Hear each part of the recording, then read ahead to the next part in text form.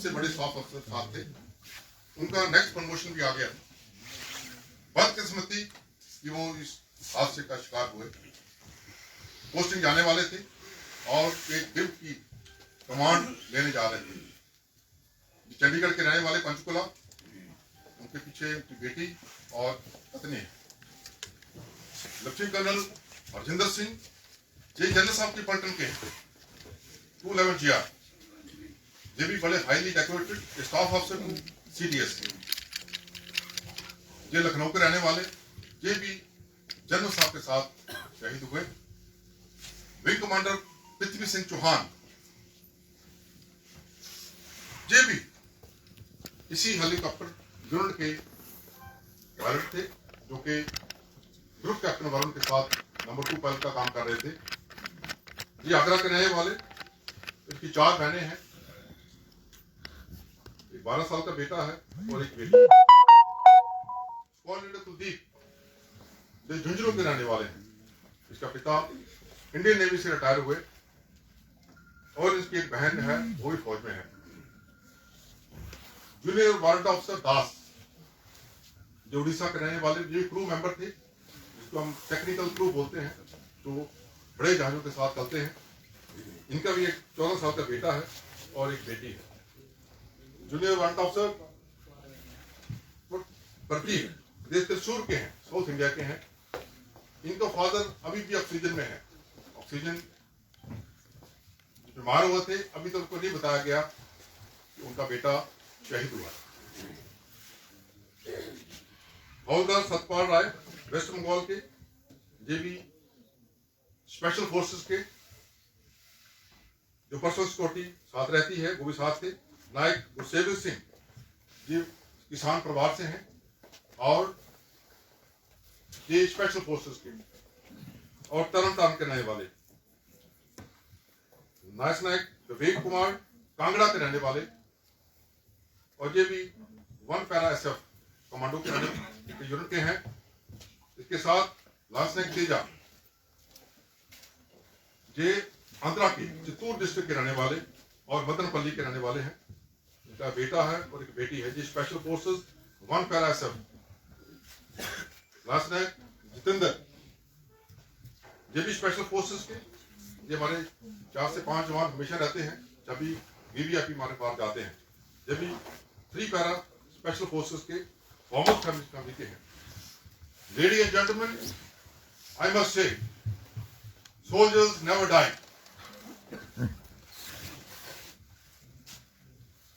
Soldiers never die. They just hang their boots and uniform and fade into a history. Lord Krishna says, the soldiers are destined to come to my dham. Vishnu भगवान ने कहा कि जितने भी soldiers हैं ये मेरे धाम में आएंगे। क्यों? इसलिए क्योंकि सबसे जो प्रोफेशन, अच्छा प्रोफेशन दुनिया में देश सेवा का है, वो एक सोल्जर का है। Lord Krishna says the soldiers are destined to go to his dham, as this is the noblest profession in the world. गुरु गोविंद सिंह कहते हैं, मरते बहुत हैं इंसान, पर जो एक सोल्जर की मौत है उनका मातम दिया। मरता मरता जगमुआ, मर भी ना जाने कोई, ऐसी मरनी जो मरे बहुत न मरना हो। तो बार बार की मौत नहीं आती। सूरा तो सो पहचानी है, तो लड़े दीन के हेत, पुरजा पुरजा कट मरे कबू न छाड़े के। देश सेवा पर मोह है शुभ कर्मण से कबू न डरो, ना डरो और सोच अब जाए डरो, निश्चय कर अपनी जीत करो। ये सोच दिए गुरु गोविंद सिंह ने। भारत माता की जय, भारत माता की जय, भारत माता की जय। इतना ही नहीं, जो मान गुरु ग्रंथ साहब ने दिया, गुरु गोविंद सिंह ने दिया, इन्हीं की कृपा के सजे हम हैं। एक शब्द आता है गुरु ग्रंथ साहब में, इन्हीं की कृपा के हम सजे हैं। गुरु गोविंद सिंह कह रहे हैं इन्हीं की कृपा के युद्ध जीते, इस सोल्जर की वजह से हम युद्ध जीते हैं। इन्हीं की कृपा के शत्रु मरे, हमारे शत्रु जो है इन्हीं की कृपा के हम उनको मात देते हैं। लेडीज एंड जेंटलमैन, आज हम आराम की जिंदगी सो रहे हैं। क्यों? क्योंकि हमारे सैनिक बॉर्डर को बचाते हैं। इसने कहा, we must never forget why we need our military, our armed forces, against solely to ensure our nation is safe, so that each one of us can sleep soundly at night, knowing we have guardians at our gate. तो हमारे जवान हमारी रक्षा के लिए बैठे हैं।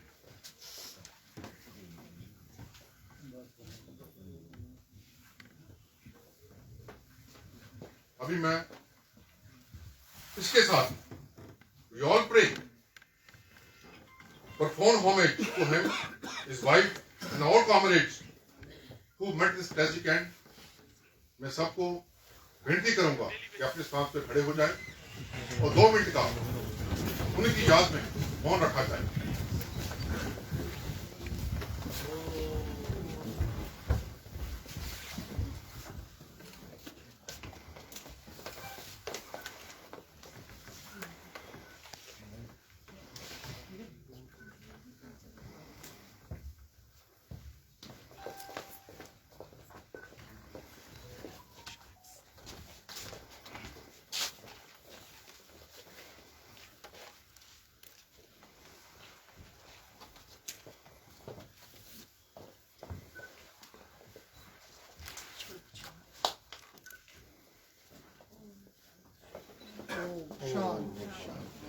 भारत माता की जय, भारत माता की जय, भारत माता की जय। वीर शहीद अमर रहे।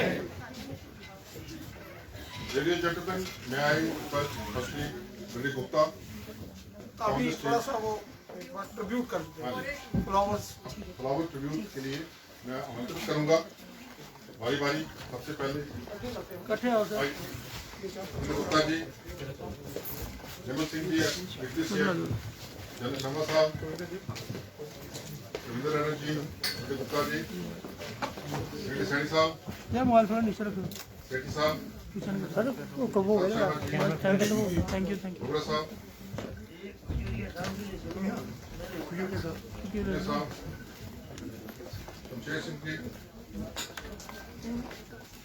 भारत माता की जय, भारत माता की जय।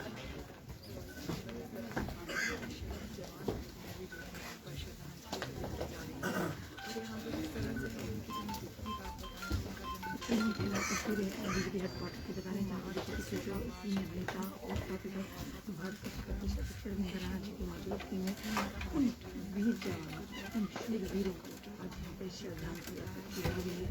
देश को देशवासियों को बहुत सारा नुकसान और खतरे होना चाहिए। वही जवान बार बार हम कहते हैं अपने जवानों को हमेशा मनोबल बढ़ाएं, क्योंकि यही इन जवानों के खातिर जवानों के यानी कि चैन और प्रतिक्रिया की नींद सोचना चाहिए। सर अपनी जानों को अकेले करने पर हम लोगों की सुरक्षा इसमें लाइव दृश्य फूल श्रद्धांजलि दी जा रही है। ये जो तेरा जवान और हमारे युद्ध पर हर एक देशवासी अनशन प्रतिदिन प्रतिदिन सदा अमर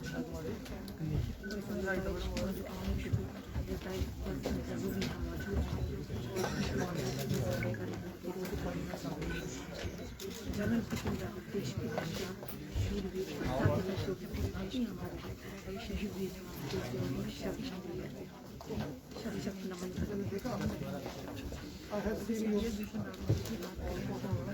तो इन्होंने 3 विंग्स हमें 3 विंग्स के उनको 1 विंग बनाया अपना देश के हम शहीद वीर जवानों की श्रद्धांजलि को व्यक्त करना चाहते थे। देश उनकी कुर्बानी हमेशा याद देशों के मुकाबले ये वो जवान है वो हमारे जवान ने Ladies and gentlemen, may I request Vinay Gupta to say a few words on this momentous occasion. Vinay Gupta, sir.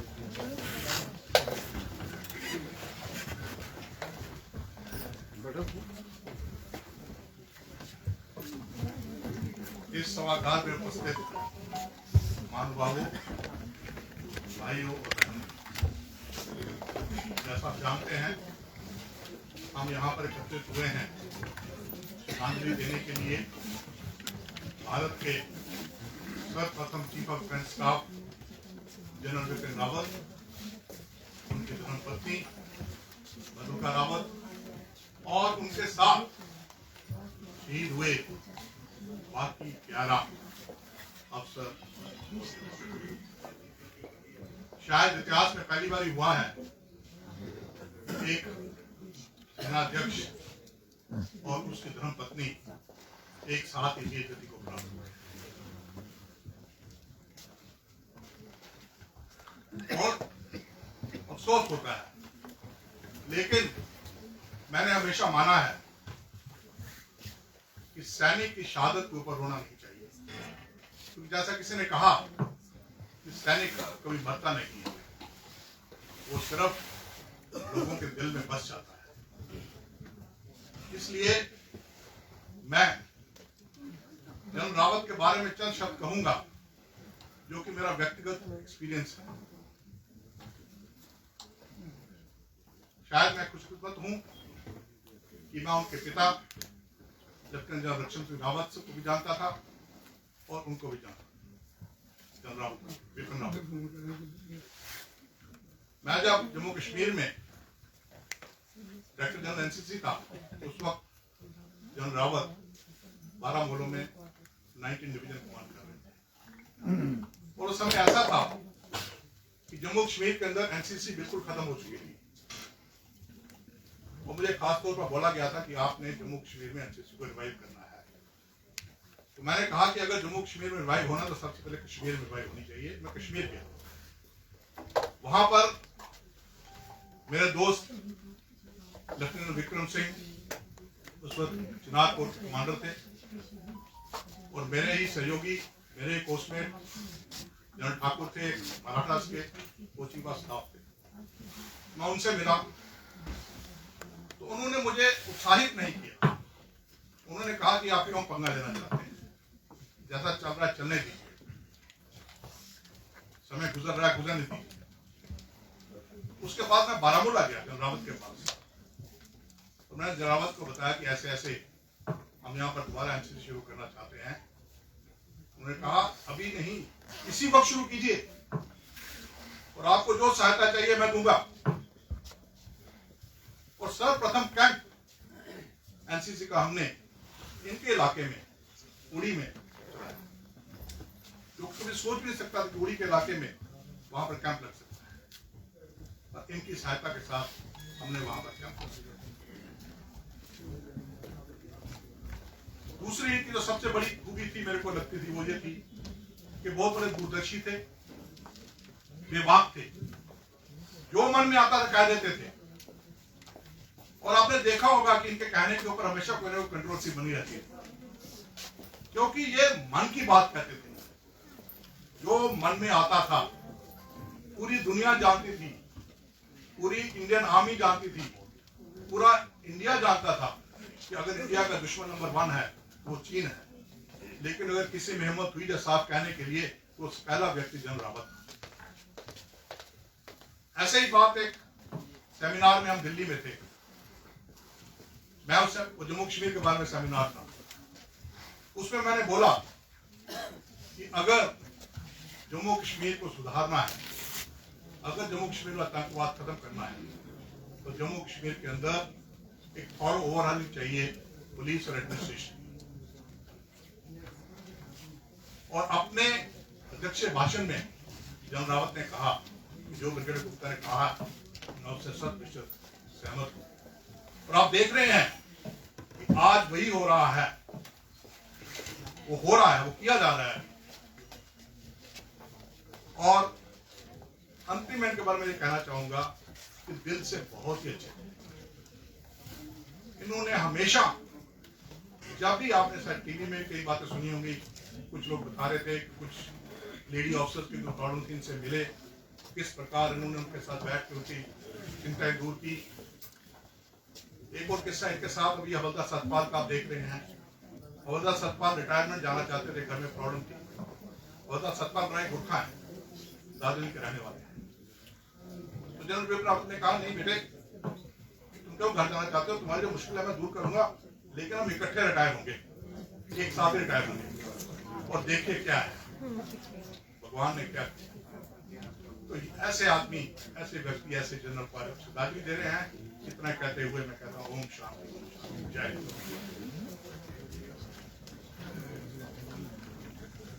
Thank you, sir. May I request Mr. Sharma come on the stage to say a few words.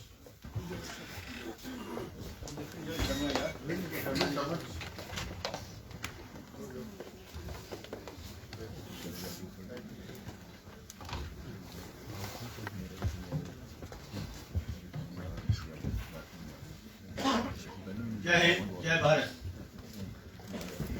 उपस्थित भाइयों, बहनों तथा पूर्व सैनिकों, जैसा कि आप जानते हैं 3 दिन पहले एक बड़े ही दर्दनाक और एक बड़े हादसे के बीच में हमने मां भारती का लाल, देश का हीरा जनरल बिपिन रावत को खो दिया। सर्वप्रथम, जैसे कि आप लोगों ने सभी ने कहा है, मैं जनरल बिपिन रावत, मिसेस रावत और बाकी 11 ब्रेव हार्ट्स को एक अश्रु भरी श्रद्धांजलि देना चाहता हूं। वो मां भारती का लाल जो हमें छोड़ के चला गया, उसका पूरे देश को बहुत ही गम है और देश के लिए ये बहुत बड़ा एक नुकसान है। मेरे पर्सनल लेवल के ऊपर में मेरे दिल के लिए आघात है, क्योंकि वो मेरे कोर्समेट थे, मेरे बैचमेट थे, मेरे बडी थे, मेरे नंबरी थे, और हमने 1974 में इकट्ठे सर्विस शुरू की थी नेशनल डिफेंस एकेडमी पूना के बीच में। 3 साल इकट्ठे रहे, कंधे से कंधा मिला के रहे, ट्रेनिंग की, दौड़ धूप की, स्पोर्ट्स किए, और मैं उनको अच्छी तरीके से जानता हूं। वहां पर मेरे पास में फोटो है, मैं किसी को दिखाऊंगा कि वहां पर वो आया था जनरल बिपिन रावत, एक पहाड़ी, एक सिंपल सा पहाड़ी, लेकिन सबसे हाइट में छोटा, और उसके बीच में एक जोश था। हम सब में जोश था, नई एक लाइन ले रहे थे, हम भी सैनिक स्कूल के थे, लेकिन उसमें जोश के साथ में होश था। और सबसे बड़ी बात तो ये थी कि जैसे ब्रिगेडियर गुप्ता ने भी कहा, वो बहुत हम्बल था, और उसके पिताजी एक आर्मी के जनरल थे। उसने कभी भी महसूस नहीं होने दिया कि मैं जनरल का बेटा हूं, साथ में किस प्रकार से, और कहता था और यार बनना क्या है, पहले एनडीए की ट्रेनिंग जो इतनी सख्त है उसको तो पूरा कर लें, क्योंकि बहुत लोग छोड़ के चले जाते हैं। मैं आपको आज उनकी एक प्रेज में एनडीए का, क्योंकि मेरा साथी रह चुका है, वो एक चीज बताना चाहता हूं। एक मेडिकल चोट के कारण उनको एक स्टेप पीछे करना पड़ा। मैं कहता हूं कोई और भी होता तो दिल तोड़ देता कि शुरू किया कदम और पीछे गिर गए, लेकिन उसने चैलेंज लिया। मैं उसे मिला और मैंने कहा यार बिपिन सॉरी, क्या हो गया? बोला कोई नहीं, भगवान सब ठीक करेंगे। और आप मानोगे नहीं, उसने एक स्टेप पीछे की जगह 3 स्टेप आगे लिए, आईएमए में हम लोग पहुंचे, sword of honour, best student उनको मिला। ये था उसका शुरुआत से जुनून। तो वो उस किस्म का एक इंसान था। बाद में हम लोगों ने इकट्ठे कई जगह में नौकरियां की। जब वो कंपनी कमांडर थे, बटालियन कमांडर थे, कहीं पर भी थे, उन्होंने अपनी एक छाप छोड़ी। जब वो बटालियन कमांडर थे तो मैं शायद गलत नहीं होऊंगा कि उनको एक फील्ड मार्शल मानेकशॉ जैसा ही कुछ लोगों ने देखा था। उनके बीच में कुछ ऐसी चीज थी। वो ट्रुप्स सोल्जर थे, ट्रुप्स के कर्नल थे, ट्रुप्स के जनरल थे। वो अपने नीचे वाले जो जवान थे उनका दिल जीत लेते थे, और कभी भी उसने ये नहीं सोचा कि मैं अपना तरक्की सोचूं या मुझे जनरल बनना है तो मैंने अपने नीचे वाले को छोड़ देना। हमेशा उसका ये होता था कि मैं नीचे वाले के लिए welfare of my soldier is first and foremost and always and every time. उसके बाद में वो उन्होंने बटालियन कमांड की चाइना बॉर्डर कुबिथू में, मैंने की नाथुला के बीच में। हम लोग वापस में जो अच्छी कमांड करने के बाद में हायर कमांड जो सबसे अच्छे होते हैं उनको जाते हैं, हम इकट्ठे वहां पर किए। वहां पर हम लोग फैमिलियों के साथ में नहीं थे, कुछ बच्चे पढ़ रहे थे। तो वहां शाम को वॉक करते थे, टॉक करते थे, चलते थे। वहां मैंने उनको बोला, मैंने कहा विपिन यार, जब भी कोई बड़ा लेक्चर देने के लिए आता है या कोई चीज प्रेजेंटेशन होती है, तुम हमेशा उसके बीच में सवाल करता है और यहाँ तुम नुक्स लिखा। तो मेरे को उसने पता क्या जवाब दिया, तो जनरल बिपिन ने मुझे जवाब दिया, वो मेरे को आरके कहते थे। तो आरके, जब तक सवाल नहीं करोगे तो चेंज नहीं आएगा, और चेंज के लिए एक दम चाहिए।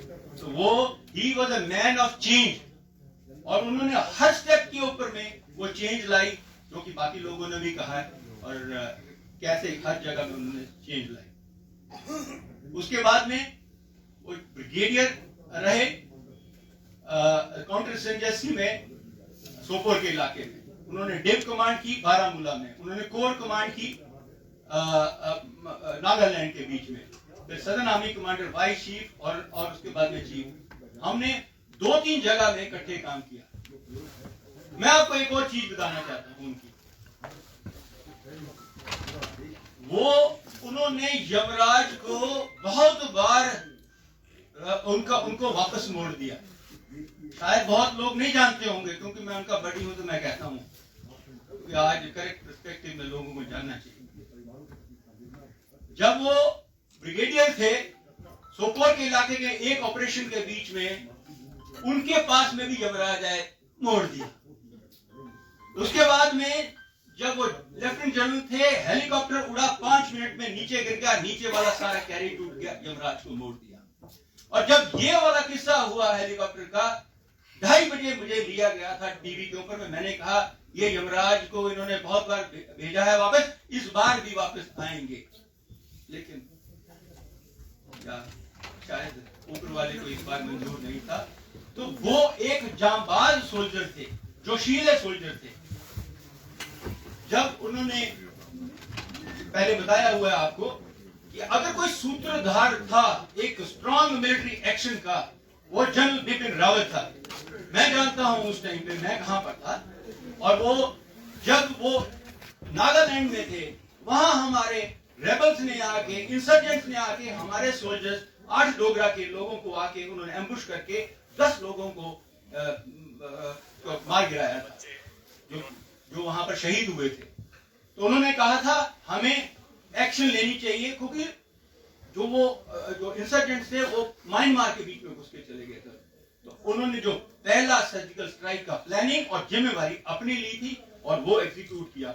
असली में पहली सर्जिकल स्ट्राइक वही थी, छोटी मोटी तो मैंने भी बहुत की हुई है पहले। और वही एक मानसिकता लेके वो दिल्ली आए, और जब वो दिल्ली आए तो तब वो वाइस चीफ थे और उरी का हो गया था। और उरी का जब हुआ तो उस टाइम पे हमारी कॉन्फ्रेंस होती थी, मैं डायरेक्टर जनरल ऑपरेशन लॉजिस्टिक्स था। कोई भी ऑपरेशन नहीं चलता था जब तक हम नहीं बोलते थे, क्योंकि हमें उससे बैट आउट करना पड़ता था।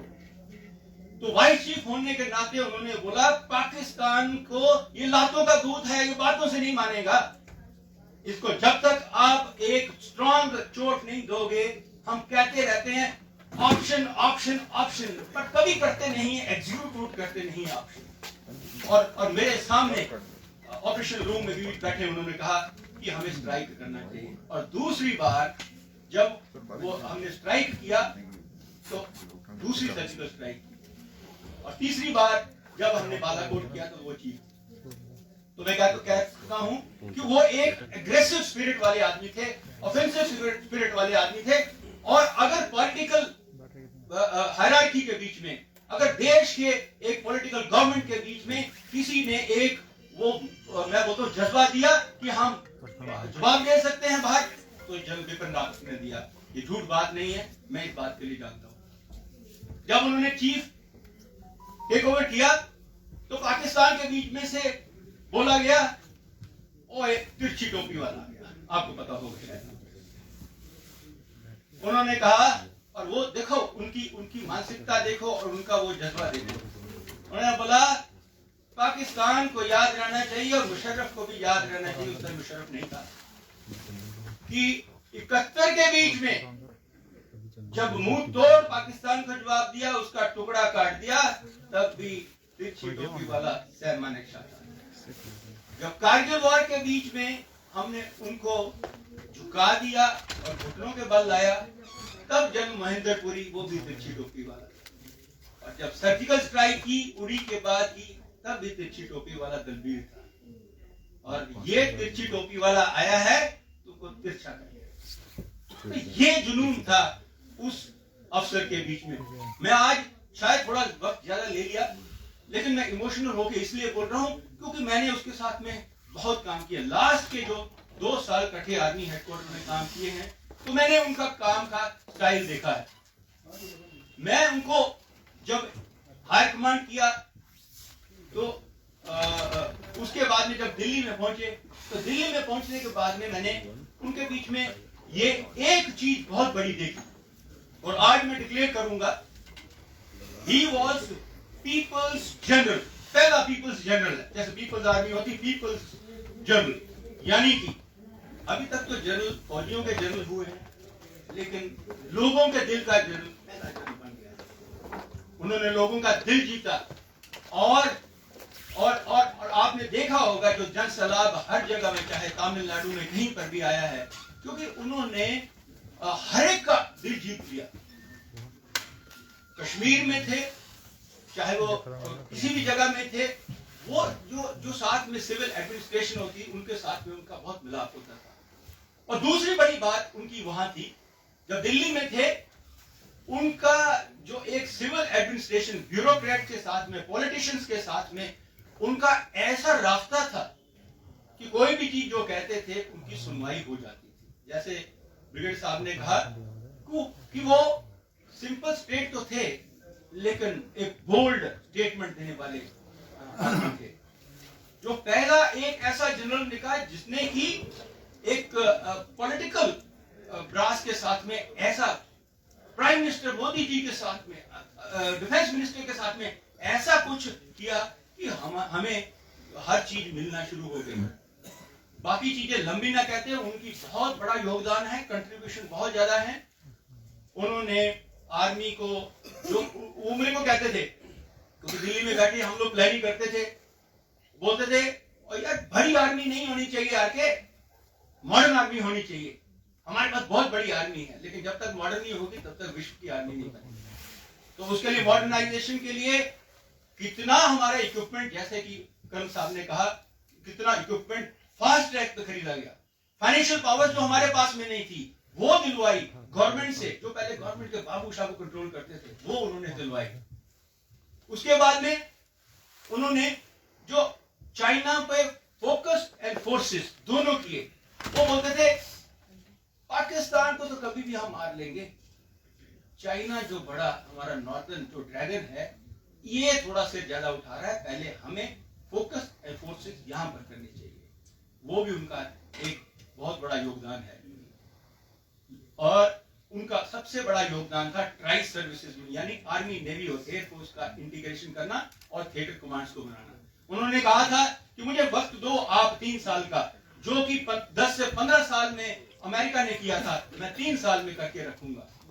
तो ऐसा एक जुनून, एक जज्बा, एक जोश उनके बीच में था, जो हमने देखा था। तो मैं ज्यादा और ना वक्त लेते हुए मैं उनको अश्रुभरी दोबारा से श्रद्धांजलि देना चाहता हूं। मैं ये कहूंगा कि अगर असली ट्रिब्यूट देनी है जनरल बिपिन रावत को, तो जो उन्होंने पाइपलाइन में डाला है, ये tri services, theatrisation of command, fast track work, जो उसको हमने उन्हीं की लेगेसी को कैरी फॉरवर्ड करना है, उनको सपोर्ट करना है, ताकि उनकी आत्मा जो स्वर्ग में है उनको शांति मिले कि जो मैं काम प्रभु के कारण अधूरा छोड़ के आया था, वो मेरे पीछे पूरा कर रहे हैं। जय हिंद। रखियो जनसमस्या एक दिशा देने का, एक निर्देश देने का और इस देश को बचाने का अपना सर्वस्व जो है निछावर किया है। मैं उनको शत नमन करता हूँ। इस श्रद्धांजलि कार्यक्रम में मेरे से पहले जिनके अनुभवी व्यक्ति काफी जो सेना में रहे हैं, विस्तर रहे हैं, उनके साथ रहे हैं, कानून साहब का सुन रहे थे, रेड्डी साहब का सुन रहे थे, आर.के. शर्मा जी का सुन रहे थे।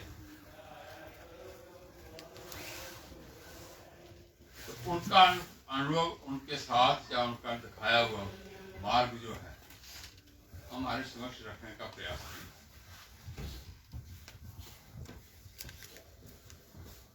हम उनके साथ रहे तो नहीं, लेकिन एक छोटी सी भेंट अवश्य हुई थी।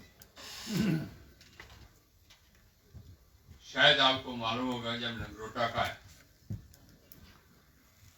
वारदात हुई थी, इंसिडेंट हुआ था, तो जनरल रावत के सामने जो बात रखी गई थी वो थोड़ी सी अधूरी थी। मैं डिफेंस कंसल्टेटिव कमेटी का सदस्य था।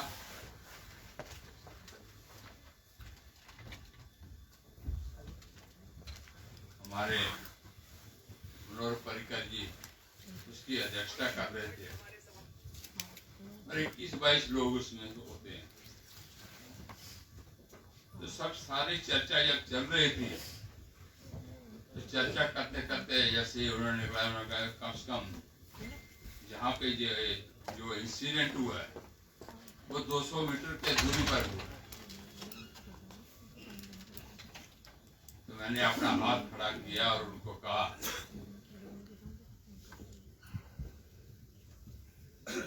मैं जनता में बीच में आपको रोकना चाहता हूं और सत्य पर बताना चाहता हूं, और जहां पे जो ये घटना हुई वो हमारे घर से मुश्किल से 10 किलोमीटर से ज्यादा नहीं। तो उन्होंने हमें बोली, क्या सच 10 किलोमीटर है? मैंने कहा हाँ। मैं आज यानी कि मिलिटेंसी ने अटैक किया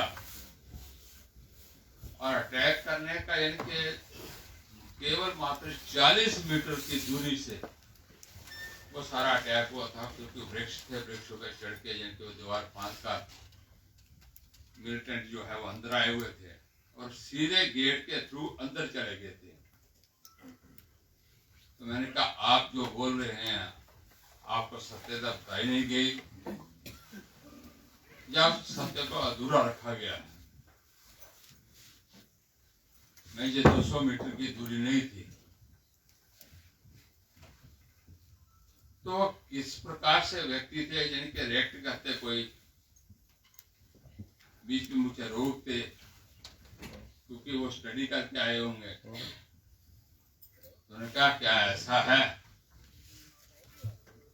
मैं किसी भी प्रकार जम्मू आ सकता हूं और इस सारी चीज को देखना चाहूंगा। तो आपने देखा किस प्रकार की वो घटना मुश्किल से 40 मीटर दूरी के आते हुए गेट के अंदर कैसे घुसा है सुबह आतंकवादी। और उसके बाद वो 3 महीने के बाद यहाँ जम्मू आए थे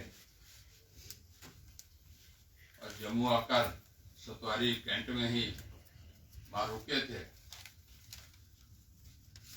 तो उन्होंने मेरे नाम से यानी कि किसी को संदेश भेजा, फोन नंबर का, उनको एक बार मेरे पास बुला लीजिए। वहां पे बात हुई थी, 5-1 मिनट के लिए मेरे उससे वार्ता हुई। तो वार्ता होने के बाद उसको लगा जो आपने वहां कहा था वो सत्य है। जहां पे अटैक हुआ वो अलग जगह है, जहां से उन्होंने एंटर किया था, जहां पे रोकना चाहिए था, सारा कि सबको मालूम था, उन्होंने स्वयं कहा है। आर्मी को मालूम था, पुलिस को मालूम था, हमारी जो फोर्सेज रहती हैं, सीक्रेट जो रहती हैं, रॉ रहती है, जैसे बाकी उनको मालूम था, तो उन्होंने सत्य को पूरा क्यों नहीं किया?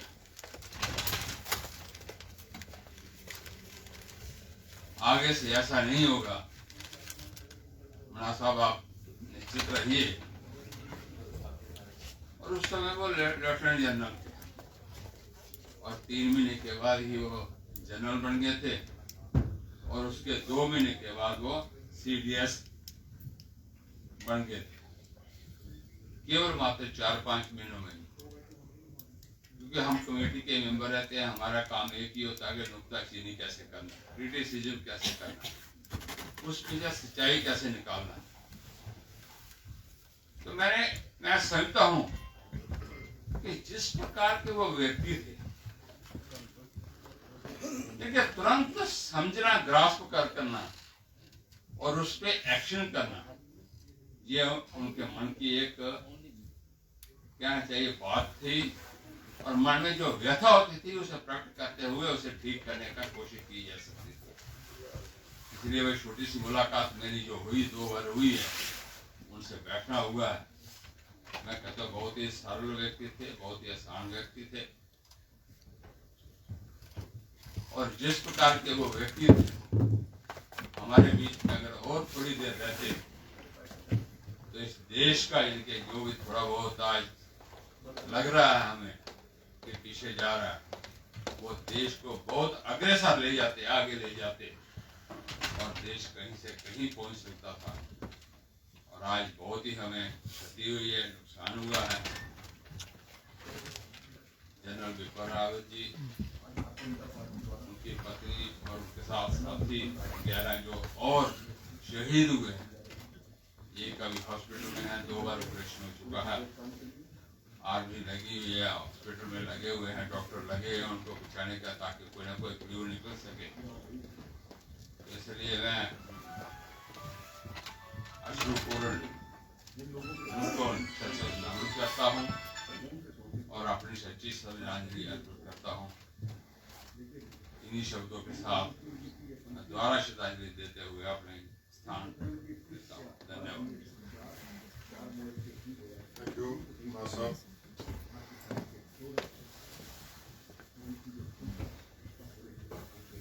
I now request Manu Gupta ji.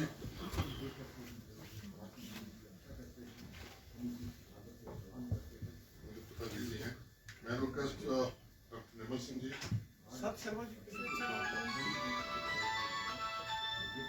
Sharma ji, please come on the stage.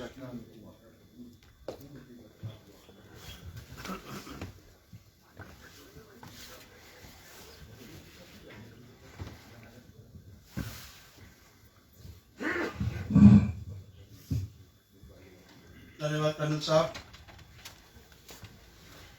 आज हम सब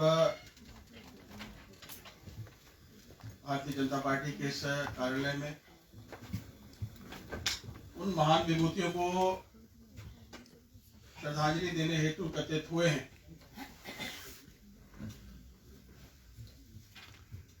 प्रथम CDS बिपिन रावत जी, उनकी धर्मपत्नी ब्रिगेडियर लिदर साहब और साथ में 8 अन्य ऑफिसर सैनिक, 8 तारीख को जो हमारे बीच में नहीं रहे। जनरल साहब ने एक बात कही कि शुरुआती दिनों में जब वो NDA कर रहे थे तो किसी एक एग्जामिनेशंस में उन्हें ब्रेक थ्रू नहीं मिला, पीछे हटे। लेकिन जब शेर 1 कदम 2 कदम पीछे हटता है तो शायद किसी बड़े हमले की तैयारी में हो। तो उसके बाद ऐसा ही हुआ कि जिस तरीके से इस आजादी के बाद के प्रथम CDS बनना, वो अपने आप में एक उपलब्धि।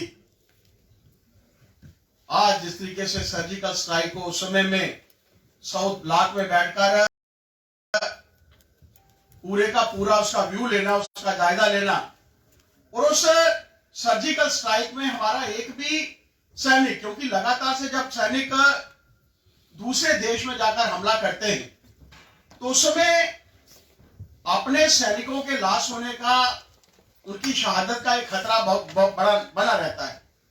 लेकिन इसके बावजूद क्योंकि जिस तरीके से मॉडर्न उस आर्मी को मॉडर्नाइज करना ये उनका एक सपना था, क्योंकि वो समझते थे कि बड़ी आर्मी के साथ हम लोग जा तो सकते हैं, मुकाबला कर सकते हैं, लेकिन उस मुकाबले को जीतने के लिए हमारी इस आर्मी को मॉडर्नाइज होना पड़ेगा।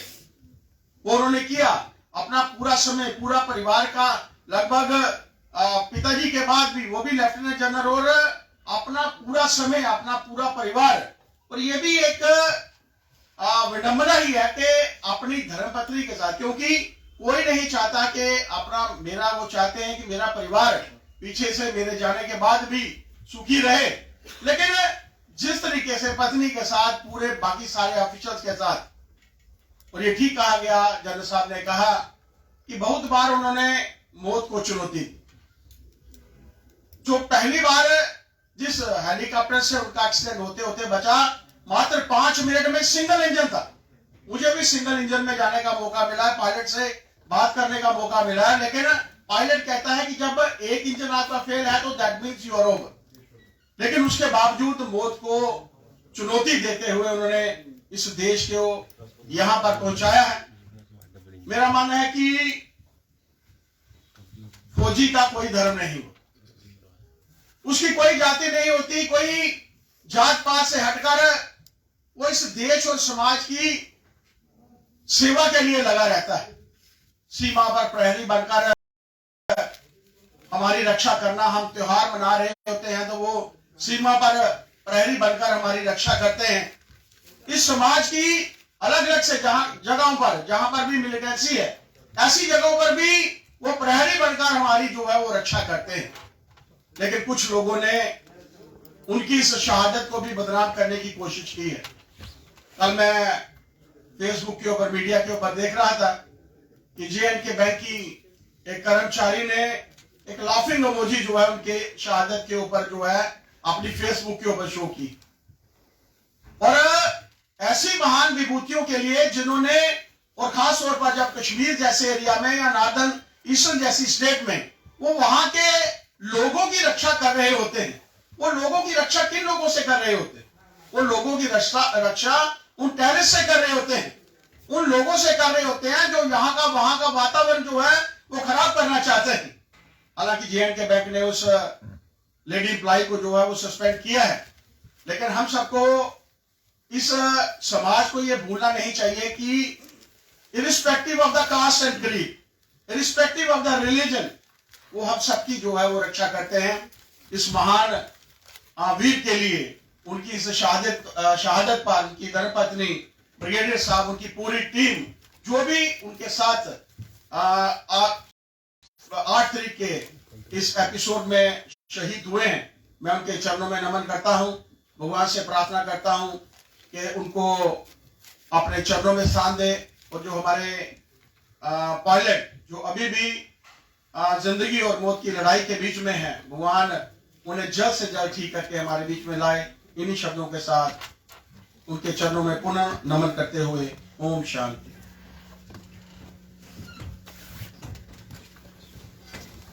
Thank you, Sabji. May I request Sri Kumar Sabji, ex-British CM, on the stage and say a few words.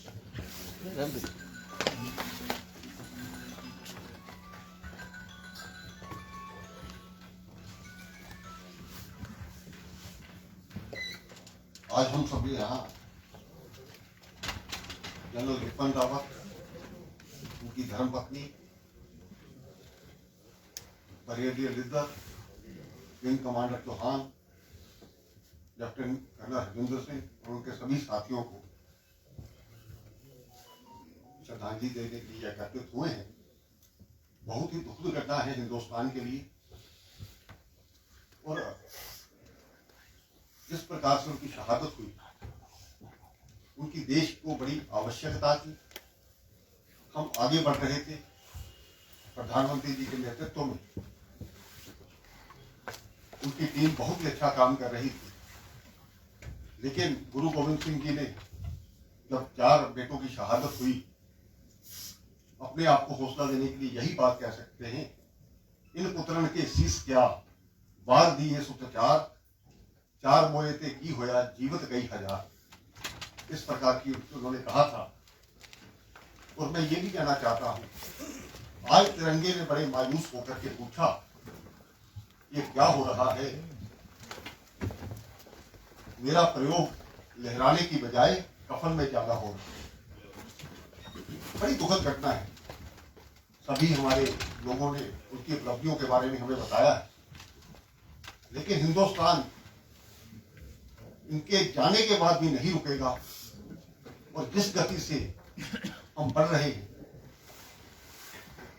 उसी तरह से बढ़ता रहेगा, क्योंकि इस प्रकार के जांबाज अपने पीछे एक टीम, एक फोर्स तैयार करके जाते हैं, जिसके कारण से गति कम नहीं होती है।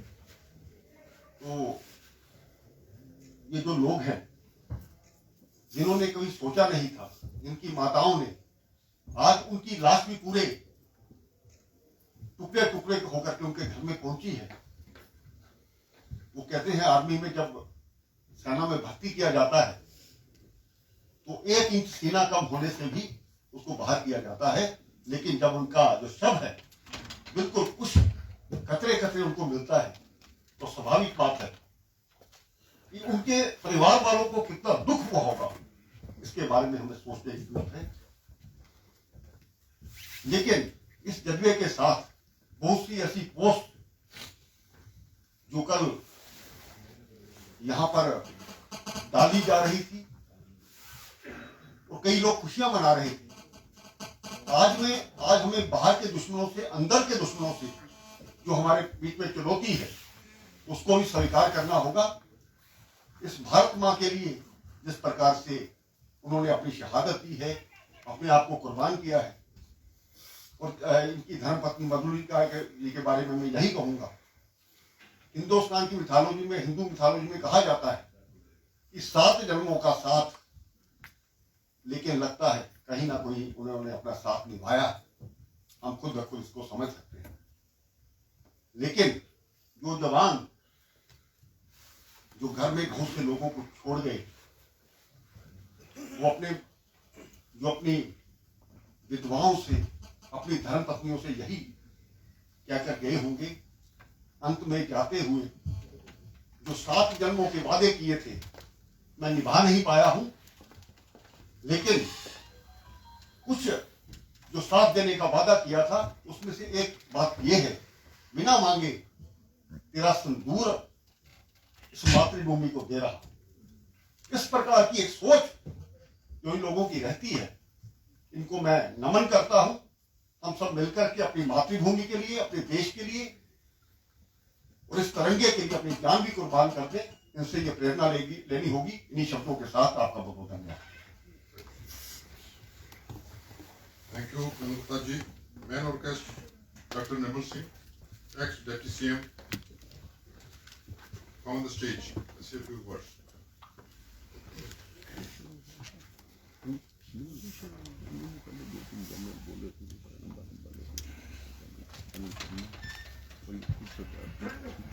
आज के इस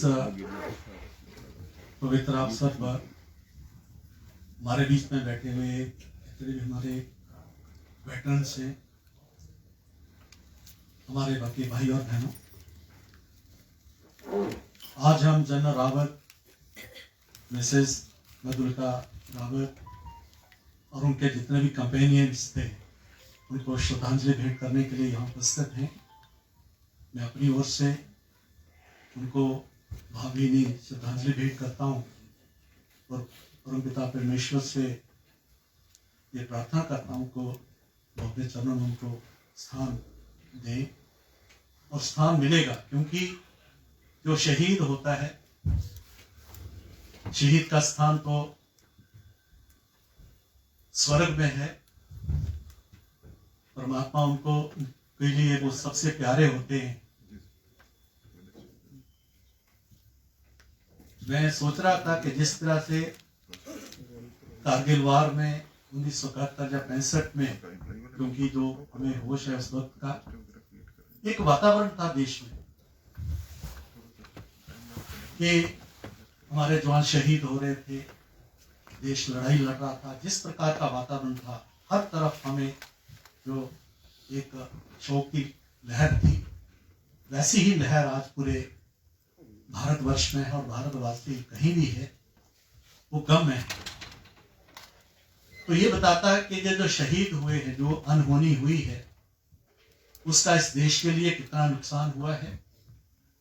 या इन शहीदों का, और विशेष तौर पर जनरल रावत, जिसके बारे में जनरल शर्मा कह रहे थे, कर्नल साहब ने बताया, ब्रिगेडियर साहब ने बताया, जिन्होंने व्यक्तिगत तौर पर उनको जाना है, उसके साथ काम किया है, तो उनका कितना बड़ा योगदान था और हो सकता था, लेकिन बीच में छोड़ के चले गए। तो एक आम व्यक्ति के तौर पर जब उसका एक मूल्यांकन करता हूं तो मेरे ध्यान में बात आती है कि भारत आज वर्ल्ड पावर लगभग बन चुका है, और वर्ल्ड पावर बनाने के लिए चाहे कि हम आर्थिक शक्ति के तौर पर या राजनीतिक तौर पर, जिस प्रकार से हमारे प्रधानमंत्री जी ने भारत को दुनिया के उस अग्रिम श्रेणी के देशों में लाके खड़ा किया है, उसके लिए आवश्यक है कि हमारी जो मिलिट्री पावर है, क्योंकि जो मिलिट्री है, जो हमारी सेना है, वो हमारे संप्रभुता को रिप्रेजेंट करती है। तो वर्ल्ड पावर बनने के लिए उसी प्रकार का हमारी सैन्य शक्ति होनी चाहिए। और जैसा कहा गया कि मॉडर्नाइज, तो वो एक ट्रांजिशनल फेज था। उस ट्रांजिशनल फेज में जनरल रावत जैसे महानुभाव, उनका जन्म हुआ, उनका रोल बना, और जिस तरीके से एक मॉडर्नाइजेशन में एक नए स्ट्रैटेजी के तौर पर भारत की आर्मी कैसी होनी चाहिए, तीनों डिफेंस फोर्सेस, उसका क्या रोल होना चाहिए, उसको जो एक उस कॉन्सेप्ट को, उसको कार्य रूप देने की जो बात थी, वो जनरल साहब के जिम्मे थी। और ऐसा माना जाता है कि उन्होंने शायद 70-80% काम कर चुके थे, और वो ऐसा ही व्यक्ति को इस प्रकार की सोच रख सकता है। पॉलिटिकल लीडरशिप या बाकी जो ब्यूरोक्रेसी, उसका अपना रोल है, लेकिन जब डिफेंस की बात आती है तो डिफेंस एक्सपर्ट्स ही इस प्रकार की बात सोच सकते हैं। वो विजन जो उनका होता है, उनको मालूम है कि किस प्रकार से करना है, तो जनरल रावत वो कर रहे थे। मैं आशा करता हूं कि हो सकता है कि आने वाले वक्त में हमारे इस भारत ने बहुत बड़े जो है बड़े बड़े महानुभावों को जन्म दिया है, उससे भी अच्छा होगा ये मानता हूं। लेकिन जनरल रावत का जो एक रोल था वो अधूरा रह गया, वो हमारे मन में वो पीड़ा रहेगी। दूसरा मैं कहूंगा कि जनरल रावत के नेतृत्व में ही जिस प्रकार से ये पहली बार हुआ कि भारत सचमुच वर्ल्ड पावर है, उसको बताने के लिए जो पहली बार हमने अपनी जो कन्वेंशनल वार से हट के पीस टाइम में अपनी सीमा लांघ के दूसरे देश में जो स्ट्राइक किया हमने, ये भी हमारी जो एक भारत की जो शक्ति है, एक वर्ल्ड पावर, जैसे हम अमेरिका की बात सुनते थे, बाकी सुनते थे, तो भारत ने जो किया, और बिल्कुल जैसे कहा गया कि वो जनरल रावत जैसे ही लीडरशिप थी सेना में, जिन्होंने हमारी राजनीतिक लीडरशिप को कहा कि नहीं करिए, तो उन्होंने किया। और उसका एक बहुत बड़ा, एक कहना चाहिए बड़ी छलांग जो है भारत ने, जो दुनिया की जो एक पॉलिटिकल जो हमारा है डिप्लोमेसी में एक बहुत बड़ी छलांग लगाई। ऐसे जनरल रावत हमें छोड़ के चले गए। मैं भगवान से प्रार्थना करता हूं कि उनकी जो अधूरे काम है, आने वाली जो लीडरशिप है उसको पूरा करेगी, और मैं विश्वास है कि भारत माता के पुत्र एक से एक बढ़ के एक होते हैं, वो करेंगे ही। लेकिन जो है ये कसक हमारे मन में रहेगी। बाकी जो लीडर्स थे, चाहे वो हमारे ब्रिगेडियर लीडर थे, हरजिंदर सिंह स्क्वाड्रन लीडर थे, ये लोग थे, इन्होंने तो अभी अपना जो है कि बहुत बड़ा इनका रोल था।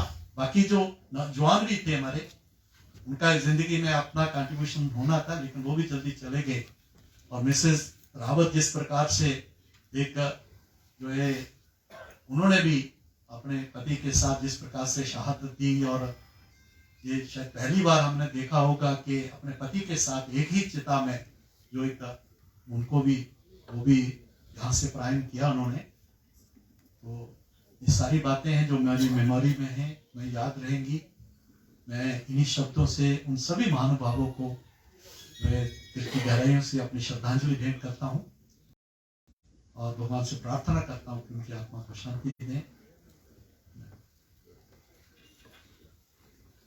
थैंक यू, शुक्रिया doctor Nirmal Singh ji, x deputy CM. अभी मैं बेनती करूंगा रविंद्र राणा जी से, पार्टी प्रेसिडेंट, वो स्टेज पर आए, इस मोमेंटम ओकेजन के ऊपर, भावुक ओकेजन के ऊपर कुछ शब्द कहें।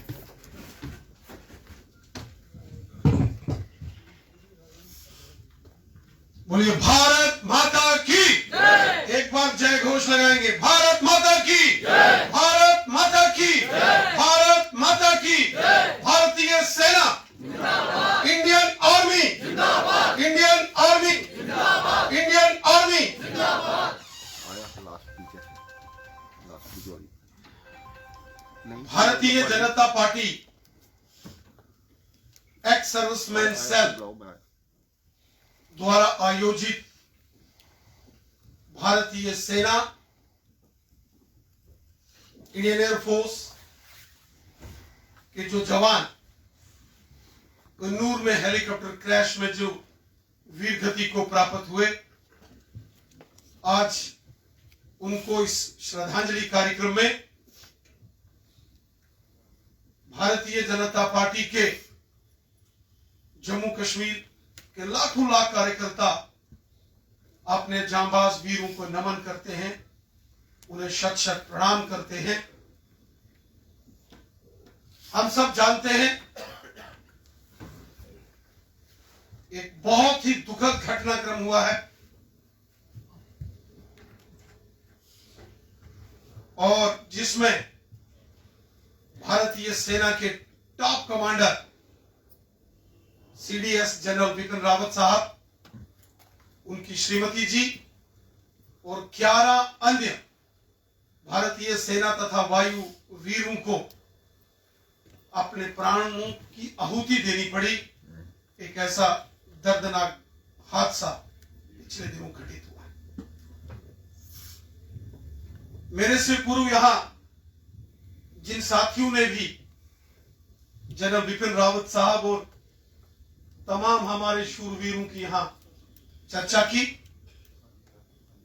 चाहे वो हमारे एक्स सर्विसमैन सेल के कन्वीनर कर्नल गुरबख्श सिंह गिल साहब हो, ब्रिगेडियर अनिल गुप्ता साहब हो या लेफ्टिनेंट जनरल आर.के. शर्मा साहब हो, सब ने एक एक करके अपने जिंदगी के उन सब पहलुओं को यहां हम सब के सामने रखा कि किस प्रकार उन्होंने जनरल रावत साहब के काम किया और किस प्रकार की प्रतिभा के एक बहुत धनी हमारे जनरल, एक शेर की तरह दिखते, जैसे लॉयन होता है।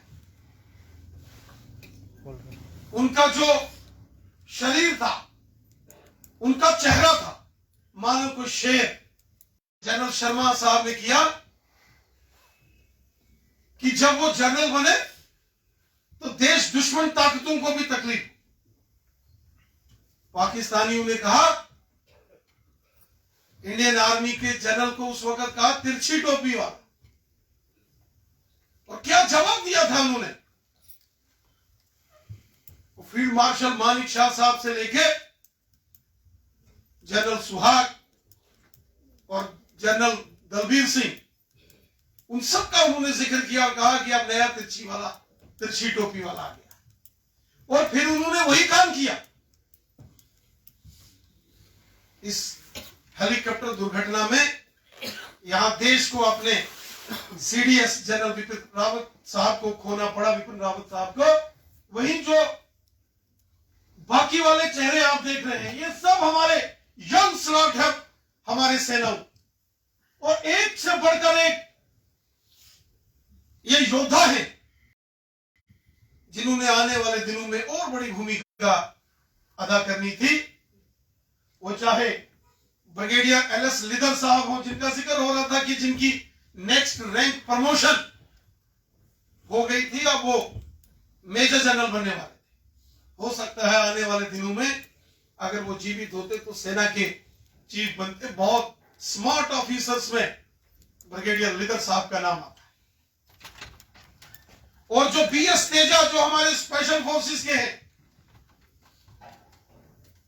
उनका जिक्र मीडिया वाले कर रहे थे कि स्पेशली जनरल साहब ने उनको स्पेशल फोर्सेस से निकाल के अपने साथ रखा। और जो बिल्कुल छोटे इस ग्रुप में जूनियर वारंट ऑफिसर ए प्रदीप, जो केरल के रहने वाले थे, बहुत ही होनहार और तेज था। ये सारे के सारे यंग डायनामिक नायक गुरसेवक सिंह स्पेशल फोर्सेस से। लेफ्टिनेंट कर्नल हरजिंदर सिंह साहब गोरखा राइफल्स के थे, जिस गोरखा राइफल्स को कमांड की थी सबसे पहले जनरल रावत। इन सब की डिटेल्स यहां कर्नल गुरबख्श सिंह गिल साहब ने और बाकी साथियों ने भी बताई है। साथियों, जैसे ही ये दर्दनाक हादसा घटा, पूरा देश, पूरा भारत 135 करोड़ भारतवासियों के हाथ दुआओं के लिए उठे कि किसी भी तरीके से हमारे सेना के बहादुर, हमारे एयरफोर्स के बहादुर जवानों को कुछ नहीं होना चाहिए। लेकिन नियति को, प्रारब्ध को कुछ और ही मंजूर था। लेकिन जिस तरीके से तमिलनाडु से लेके कन्याकुमारी से लेके कश्मीर और कश्मीर के भी मच्छर सेक्टर में, केरल में और पूरे भारतवर्ष में सेना के इन जांबाज वीरों को श्रद्धा सुमन अर्पित किए गए, उन्हें नमन किया गया। ये देश के प्रति अपने वीर जवानों का जो कर्तव्य परायणता थी, जो निष्ठा थी, जिस लगन के साथ उन्होंने कार्य किया, ये वो दर्शाता है कि देशवासियों के हृदय में किस तरीके से अपने सेना के जवान, बहादुर जांबाज वीरों के प्रति सम्मान। जनरल बिपिन रावत साहब, आपको याद होगा, बड़ी धड़ल्ले से बोलते। एक सैनिक कमांडर के तौर पर एक डिफेंस स्ट्रेटेजिक जो पॉलिसीज के तौर पर उन्होंने बहुत महत्वपूर्ण बातें कही, बोली। लेकिन आपको याद होगा, जब इस देश में सीएए के ऊपर कानून बनाया गया और एनआरसी के ऊपर चर्चा हो रही थी, तो देश के में अंदर कुछ लोग शरारती तत्व जो थे वो उपद्रव मचाने की कोशिश कर रहे थे। असम के अंदर और नॉर्थ ईस्ट की स्टेट्स में कुछ गड़बड़ करने की कोशिश कर रहे थे। उस वक्त जनरल बिपिन रावत साहब सामने आए, उनकी एक स्टेटमेंट आई थी। बाद में कुछ सियासी पॉलिटिकल लीडर्स ने उनके ऊपर कुछ तनकीद की, लेकिन देश हित में उन्होंने कहा, उन्होंने पॉलिटिकल क्लास के लिए एक मैसेज दिया था। उन्होंने कहा, लीडर का काम इश्तियाल अंगेजी करना, गुमराह करना, ये नहीं। देश हित में अगर कोई निर्णय होता है, वो कोई भी ले, एक नेता ले या दूसरा ले, एक पार्टी ले या दूसरी पार्टी ले, जब देश हित में कोई निर्णय सरकार ने लिया है, तो इस प्रकार के जो उपद्रवी है, ये देशद्रोही, उनका सीधा सीधा निशाना पॉलिटिकल क्लास के उन लीडरों के ऊपर था जो खाते तो हिंदुस्तान का है, लेकिन जिनका दिल के अंदर गद्दारी और बेईमानी, स्ट्रेट फॉरवर्ड आदमी। आज भले ही जनरल बिपिन रावत साहब और इंडियन आर्मी और इंडियन एयरफोर्स के बाकी बहादुर जांबाज भी हमारे बीच में ना हो, लेकिन उनका काम, उन्होंने जिस प्रकार से देश की सेवा की, वो हमेशा देश की युवा पीढ़ी और हमारे देश के बहादुर जांबाज वीरों का हमेशा मार्गदर्शन करता रहे। कर्नल गिल साहब ने सही कहा, ए सोल्जर नेवर डाइज, सैनिक कभी मरता नहीं। उसकी वर्दी जरूर टांग के रख दी जाती है, लेकिन दीवार पर टंगी हुई सैनिक की वर्दी भी हमेशा एक संदेश देती है, देश के लिए जीना, राष्ट्र की रक्षा के लिए जीना। देश है तो हम हैं, मातृभूमि है तो हम हैं।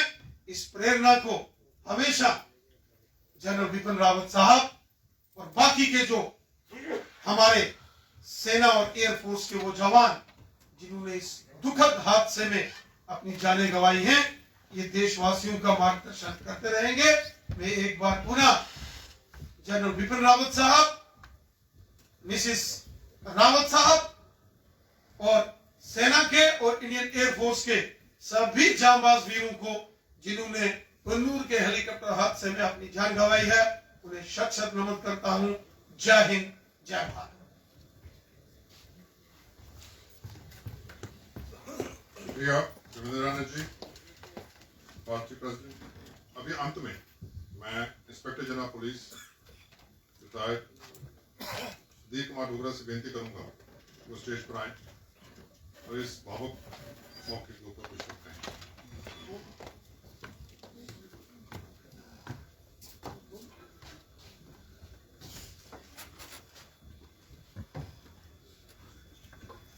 लेडीज एंड जेंटलमैन, जैसे कि आपने सबको सुना, I would also like to remind you that Bipin Rawat ji के साथ I also had an association with him.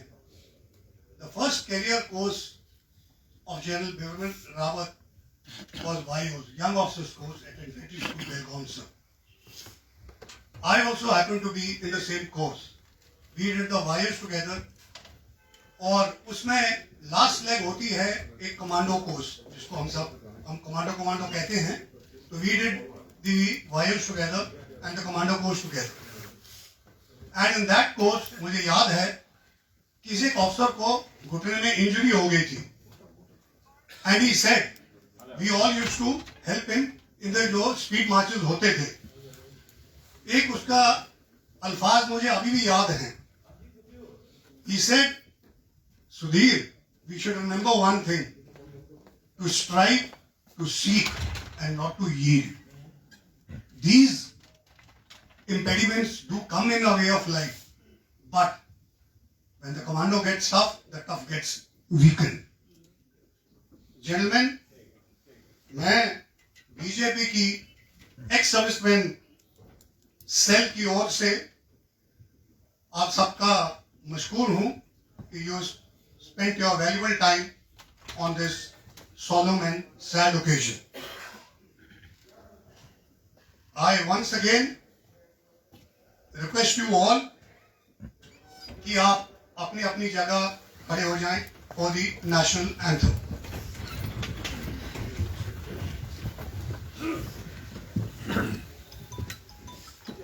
जन मन अधिनायक जय भारत भाग्य विधाता, पंजाब सिंध गुजरात मराठा द्राविड़ उत्कल बंगा, विंध्य हिमाचल यमुना गंगा, उच्छल जलधि तरंगा। तब शुभ नामे जागे, तब शुभ आशीष मांगे, गाहे तब जय गाथा। जन गण मंगल दायक जय हे भारत भाग्य विधाता। जय हे, जय हे, जय हे, जय जय जय जय हे। भारत माता की जय, भारत माता की जय, भारत माता की जय। इंडियन आर्मी जिंदाबाद, इंडियन आर्मी जिंदाबाद, भारत माता की जय। जय हिंद। Thank you.